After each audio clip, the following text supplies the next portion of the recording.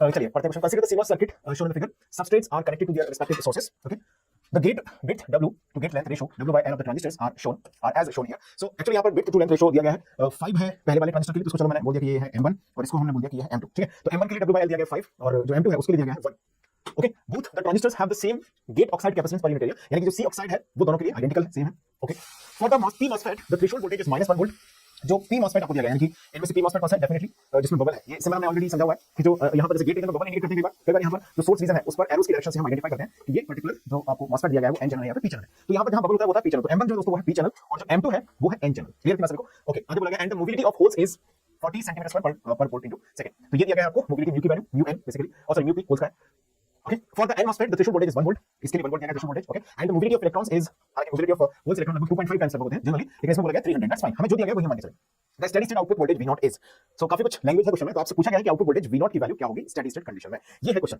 चार ऑप्शन दिए गए हैं, इक्वल टू 0 वोल्ट होगी, मोर देन 2 वोल्ट होगी, लेस देन 2 वोल्ट होगी, इक्वल टू 2 वोल्ट होगी। यानी आपको एक्जेक्टली आंसर नहीं निकालना है। अगर आपका आंसर 2 वोल्ट के इर्द गिर्द कुछ आ रहा है जो भी है, तो लेस देन ग्रेटर देन से काम आपका चल सकता है। ओके, मतलब फ्रैक्शन में कुछ 2 वोल्ट टाइप आ गया तो आपको सॉल्व करनी होती है। चलिए मैं थोड़ा सा जूम करता हूं, नोट कर लें क्वेश्चन। देखिए सभी क्वेश्चन लिखा सभी ने। ओके, चलिए स्क्रीन को पॉज करके जिनको इस क्वेश्चन को ट्राई करना है बिल्कुल भी आप इस क्वेश्चन को बिल्कुल ट्राई कीजिएगा।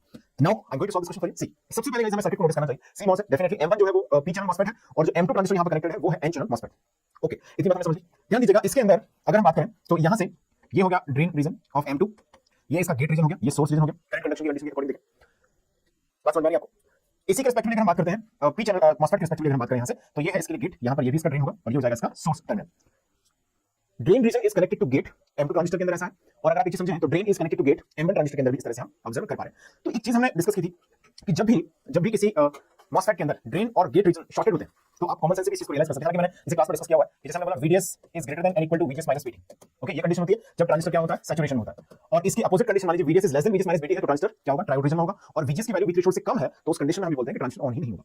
तो एक चीज समझना है हमको, जब भी ड्रेन और गेट शॉर्टेड होते हैं तो उसका मतलब है कि जो ड्रेन वोल्टेज है वो और गेट वोल्टेज के इक्वल हो जाएगा। बिल्कुल, तो VD minus VS, VGS minus VS minus VT, तो VS एंड VS यहां से कैंसिल हो गए। ओके, और आप एक चीज देखिएगा, ये जब दोनों इक्वल हैं तो यहां से अगर हम बोले तो VD हमेशा क्या होगा, VG minus VS, VG minus VT से ज्यादा होगा कि नहीं होगा?